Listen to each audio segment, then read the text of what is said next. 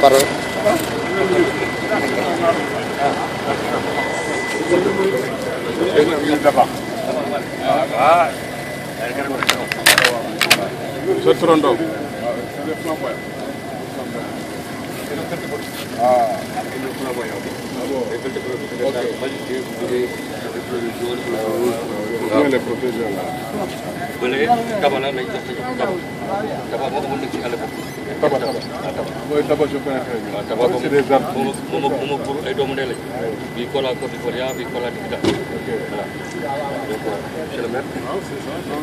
En fait, nous vous remercions d'abord de l'appui que vous nous avez donné. Au nom du maire Mayassi, qui m'a appelé ce matin pour me dire que tous sont liés, les feux, en tout cas comme liés à durant cette campagne de reboisement. Il tient à cœur son programme Une famille, un arbre politique. Mais aussi le fait que les allées de Koungheul soient reboisées pour permettre en tout cas l'ombrage en matière de verdure. C'est tout qui remercie aussi son jeune frère, son frère Aziz. Il ne ménage aucun effort en tout cas pour nous appuyer, pour s'impliquer, parce que lui c'est un technicien. C'est qu'il aime la nature. C'est une des raisons pour lesquelles il s'est beaucoup engagé dans ce programme de reboisement. Loolu daal lay wax ne naa la ko jottali. waaw ñun population yëpp di la gërëm di la sant bu baax. parce que matériel bi ñu indi yëpp gis nañ ko. vraiment tout à l'heure suñu demee ci pépinière bi da ngay gis parce qu'il y a une pépinière qui est prévue mais c'est de façon provisoire parce qu'on a une grande pépinière bu ñu tabax pour la commune de Koungheul. En attendant dañuy jël benn pépinière provisoire ba nga xam ne bu dee aménagement yëpp pare.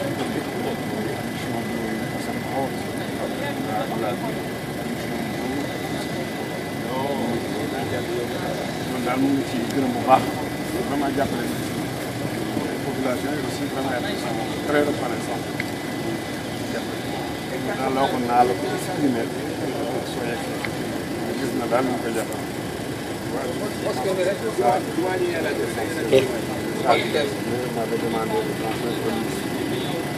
J'aurais voulu vraiment être là aujourd'hui. Mais moom mu naka day jot téléphone. Encore ak Kara Faye boobu nekk si Dame monsieur Ngom ak délégation Jaxaay ak directeur du projet de Jaxaay monsieur Tall donc di rafetlu également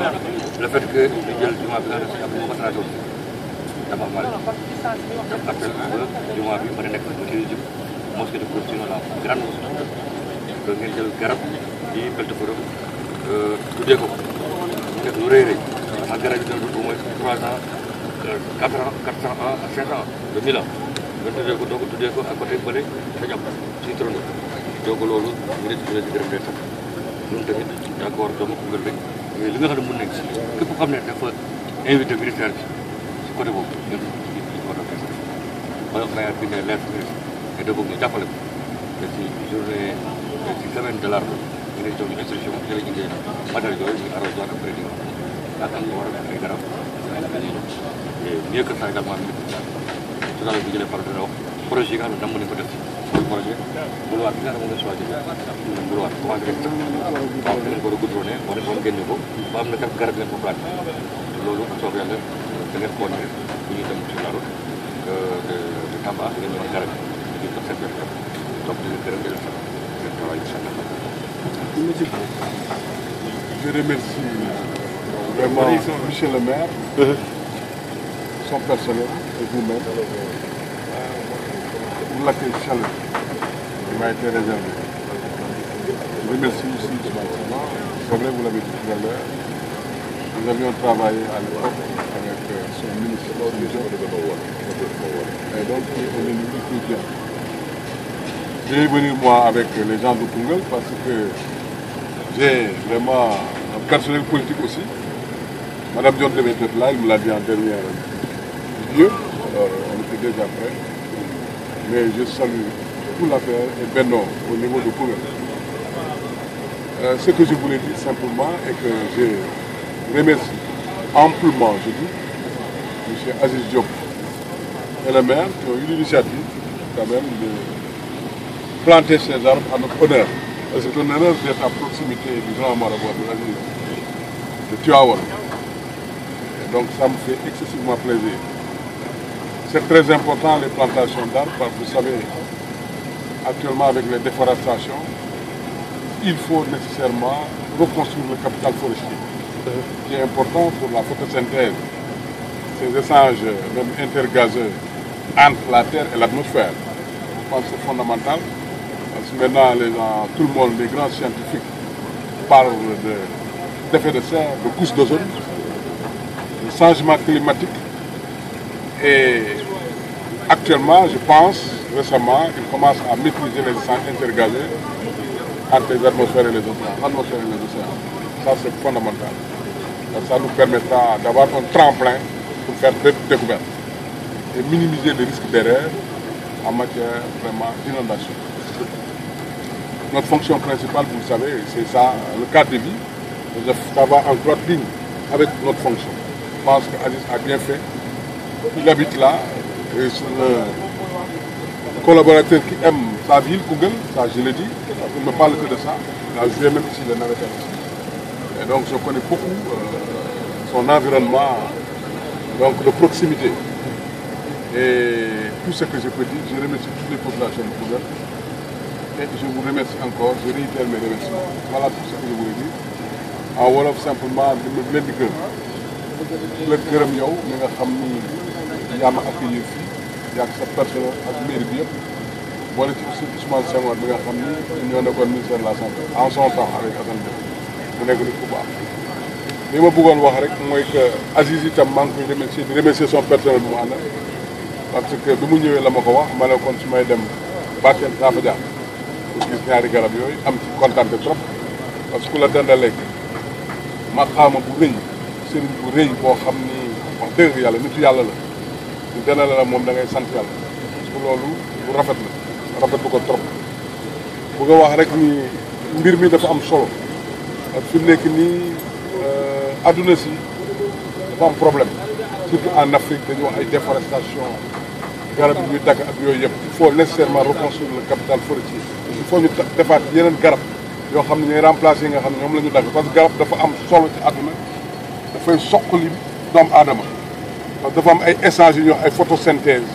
yu muy def ak atmosphère bi yoo xam ne dafa am solo ci nooyi doomu aadama donc loolu yëpp taw bi ngeen di gis sax loolu yëpp garab dañ koy créer parce que bu njëkk danoon wax ne scientifique yi xamuñu sax les échanges intergazeux entre l'atmosphère et les océans pour parler d'effet de serre mais léegi ñu ngi koy commencer maîtriser te loolu dafa am solo day tax mu ñu am tremplin pour faire d'autres découvertes scientifiques loolu mu nekk loo xam ne mu koy rafet parce que plantation d'arbres dafa am solo ci Sénégal warul nekk def ko Koungheul rek war nañ ko def dans tout le Sénégal parce que loolu moom mooy soxla réew mi suba Senghor gisoon na ko bu yàgg dafi def ay acacia ak ay nim donc loolu vision boobu mu amoon c'est une vision vraiment à long terme dafa teeloon sax ci moom parce que c'est un phénomène d'environnement qui se posait parce que l'environnement le maintien de l'environnement aussi le développement durable rien d'autre que le maintien de l'écosystème pour les générations futures et donc ça c'est fondamental comme définition donc génération future yi aussi waruñu leen bàyyi rek comme ça nit ñu duñ fi fekk dara ñun ñoo war a am vraiment xam-xam boo xam ne mot na sëkk pour ñu mën a mettre en place vraiment loo xam ne suba ëllëg nañ ne ah ñii kat seen maam ñoo ko fi defoon garab yi ñoo ko fi defoon loolu am solo maa ngi gërëm waa Koungheul di gërëm ñëpp madame Dione sax ne woon na ma dina ñëw waa Koungheul ñi ma àndal ci politique yëpp waaye du may ñëw dafa jàmpoon et donc vraiment maa ngi leen di gërëm maire bi aussi nekku fi xam naa lu tax nekku fi àdduna moo demee noonu dafa am ay urgence yoo xam ne il faut nga régler ko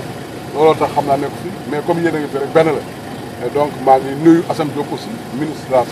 la santé ex-ministre de la santé di nuyu hommes politiques yi fi nekk ak les femmes politiques vraiment madame Dione moom daf may jàppale aussi maa ngi koy saluer di ko remercier vraiment spécialement kii Aziz moom mënuma wax sax ay mbiram dafa nekk nit koo xam ne ku baax la mën liggéeyam am jom am engagement et si bëgg li muy def loolu aussi il faut ma wax ko fii nga xam ne ci la dëkk nit ku baax la nit koo xam ne vraiment remercier ko sax man mënuma ko parce que li muy def guddi day buy wàcc 4 heures du matin kooku vraiment xaw ma leneen lu ma ci yokk loolu di ko remercier di ko wax ay mbokkam ne nit ku baax la mu ngi may jàppale bu baax mu ngi jàppale président Macky Sall parce que li muy def yëpp ça va dans le compte de l'APR et plus particulièrement dans le Benno Siggil Sénégal maa ngi leen di gërëm merci beaucoup.